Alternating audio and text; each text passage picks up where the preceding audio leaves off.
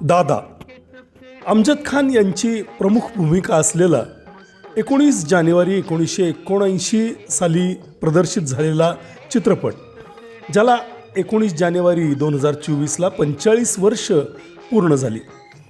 जुगल किशोर या दिग्दर्शकाचा हा चित्रपट मी 7व्या-8वीच्या वयामध्ये बघितलेला होता. याचं संगीत उषा खन्ना यांचं होतं आणि यातली गाणी जी खूपच गाजली होती ती रवींद्र जैन, असद भोपाली, कुलवंत जानी, गौहर कानपुरी यांनी लिहिलेली होती. या चित्रपटासाठी अमजद खान यांना सर्वश्रेष्ठ सहाय्यक अभिनेताचा फिल्मफेअर, तर दिल के तुकडे तुकडे करके या गाण्यासाठी यशुदास यांना सर्वश्रेष्ठ गायकाचा फिल्मफेअर मिळाला होता.